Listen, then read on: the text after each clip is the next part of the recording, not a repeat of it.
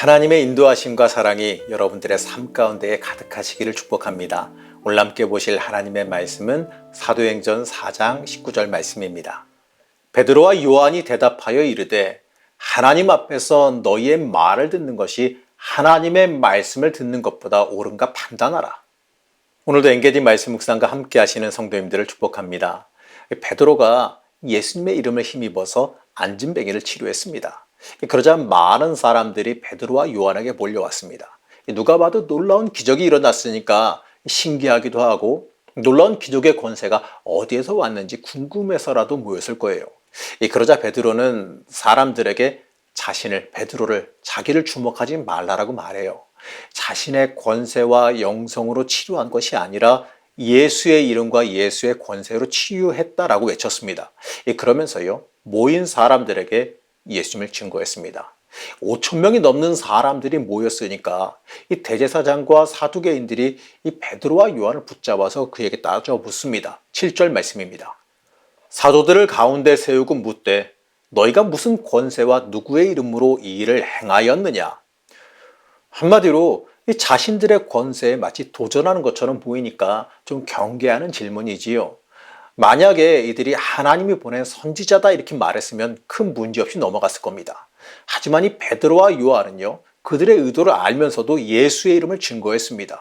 사실 그 예수님의 권세와 권능으로 이루어진 거니까 당연한 일 아니겠어요? 이 베드로의 담대한 이 증거는요, 지금의 우리도 이 담대히 고백해야 되는 명령설입니다. 10절에서 12절 말씀입니다. 너희와 모든 이스라엘 백성들은 알라. 너희가 십자가에 못 박고 하나님이 죽은 자 가운데서 살리신 나사렛 예수 그리스도의 이름으로 이 사람이 건강하게 되어 너희 앞에 섰느니라. 이 예수는 너희 건축자들의 버린 돌로서 집 모퉁이의 머릿돌이 되었느니라. 다른 이로서는 구원을 받을 수 없나니 친히 사람 중에 구원을 받을 만한 다른 이름을 우리에게 주신 일이 없음이라 하였더라. 먼저 베드로는 지금 나음 입은 이 사람, 지금 고침받은 이 사람이 예수님의 능력으로 고쳐졌다는 것을 명확하게 말했습니다. 사실 우리의 인생에 임해야 되는 기적과 역사는요, 다 예수님의 이름으로만 행해질 수 있다는 그 사실을 잊지 말아야 돼요. 오직 예수가 내 인생의 생명이 된다는 그 사실을 절대로 놓치지 말아야 됩니다. 잊지 마시기 바랍니다. 다른 것으로 우리가 구원받을 수가 없어요. 하나님께서 예수 외에 다른 이름을 허락하신 적이 없기 때문에 그렇습니다. 세상은요, 우리에게 여러 가지 이야기를 하죠. 마치 다른 것이 우리의 인생을 구원할 수 있는 것처럼 말합니다. 세상의 권세, 세상의 물질 또는 사람의 힘과 능력이 우리를 건져내고 구원해 줄 것으로 착각하지요. 내가 지금 처한 이 고난과 어려움을 사람이 세상적인 방법이 해결해 줄 것이라고 생각해서는 안 돼요. 이 모든 구원은요, 오직 예수 그리스도로 말미암아 이루어진다는 걸 깨달으시기 바랍니다. 베드로가 담대히 외친 이 고백은요, 우리의 인생에 강하게 붙잡아야 하는 하나의 진리입니다. 여러분, 이러한 이 베드로의 외침을 듣자 이 제사장들과 공회원들이 이 말을 부정하고 싶어 했어요. 하지만 누구도 부정할 수 없겠지요. 부정할 수가 없어요. 왜냐하면 그 병고침의 기적이 일어났고 그 병고침을 받은 산 증인이 눈앞에 서 있는데 그걸 부정하면 그 주변에 있는 청중이라고 하는 그 사람들, 그 주위에 그걸 직접 눈앞에서 본 사람들이 무서워서 그들은 부정할 수가 없었지요. 그래서 그들은 베드로와 요한을 협박합니다. 예수의 이름으로 말하지도 말고 가르치지도 말라라고 그들을 협박해요. 여러분, 이 모습은요, 우리가 지금 살아가고 있는 세상과 똑같은 모습이라는 걸 깨달아야 돼요. 우리가 살아가고 있는 세상도요, 예수의 이름을 외치지 말라라고 말합니다. 사회적인 분위기나 환경적인 요소들이 예수의 이름을 담대히 고백하지 못하게 만듭니다. 어떤 경우에는요, 마치 시대에 뒤떨어진 옛 시대 사람처럼 보기도 하고 객관적인 사고를 행하지 못하는 사람으로 여겨지기도 합니다. 저는 때때로 연예인이나 공인들이 사람들 앞에 나와서 하나님께 영광을 돌린다는 이야기를 하는 걸 볼 때가 있었습니다. 이 때때로 사람들이 이 공적인 자리에서 종교성을 나타냈다고 그들을 비난하기도 해요.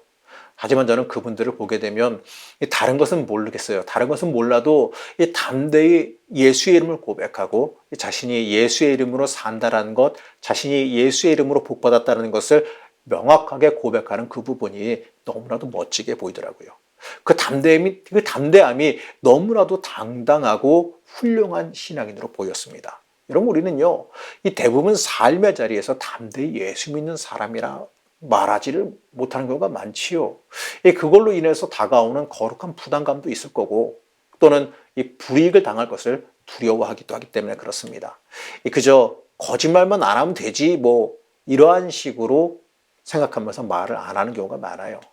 그러한 모습은 좀 미안하지만 좀 회피적이고 방관자적인 신앙인 좀 죄송합니다. 이 구경꾼에 불과할지도 모르겠습니다. 믿는 사람에게는요. 세상의 말이 아니라 예수님의 말씀이 옳아야 돼요. 예수의 이름을 증거하지 말라라고 하는 그 권세자들의 협박에 베드로는 이렇게 대답했습니다. 19절 말씀입니다.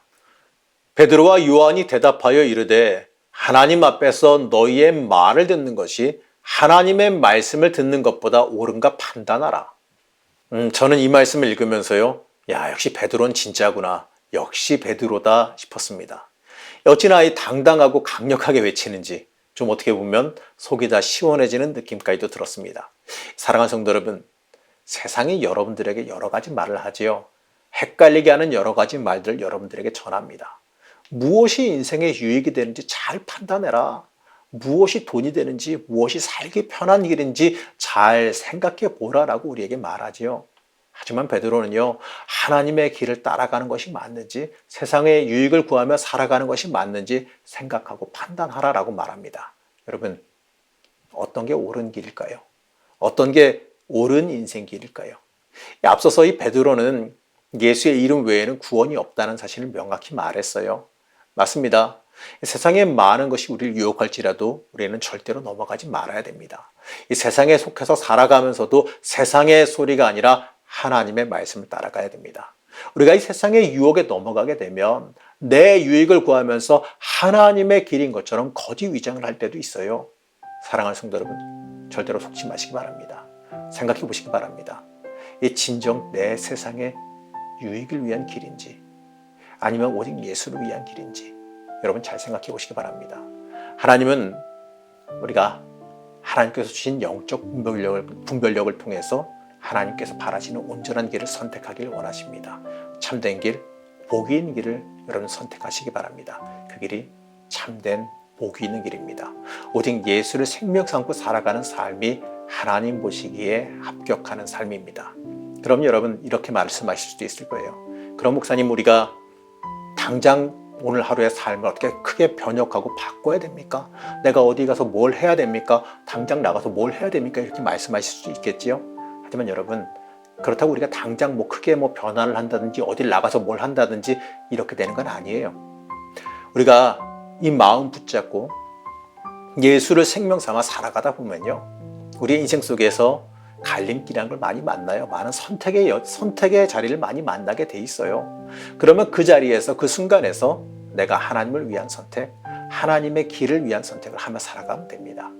여러분 생각보다요. 우리 인생 속에서 예수의 이름으로 바르게 살기 위해서는 굉장히 많은 갈림길을 만나게 되실 겁니다. 매 순간순간마다 부딪히는 삶도 많이 만나게 될 거고요. 매 순간순간마다 예수 이름 붙잡으면 손해보는 상황도 많이 만나게 될 겁니다. 가게에서 십자가 걸어놓고 교회 이름 걸어놓고 말씀 걸어놓고 그리고 나서 사기칠 수는 없잖아요. 그리고 나서 악한 짓을 행할 수는 없잖아요. 예수의 이름을 짊어지고 있는데 어떻게 해야 되겠습니까? 예수 이름을 짊어지는 그 순간부터요. 매 순간순간마다 하나님의 사람으로 합당하게 살아가기 위해서 많은 갈림길과 내 욕망의 억누름과 또 많은 손해도 감당하면서 살아가야 되는 겁니다. 여러분 잊지 마세요. 내가 손해본다고 망하지 않아요.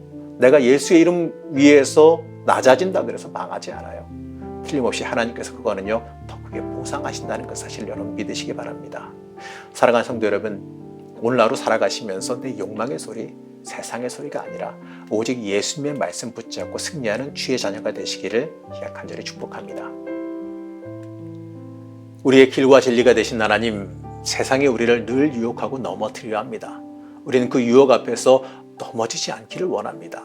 우리를 강하게 붙잡아 주셔서 그 유혹에 지지 않도록 허락하여 주옵시고 온전히 승리하는 은혜가 우리 인생 속에 있게 허락하여 주시옵소서. 오늘 하루도 하나님의 복과 은혜가 있기를 원하오며 거룩하신 계신 예수님의 이름으로 간절히 기도드렸습니다. 아멘.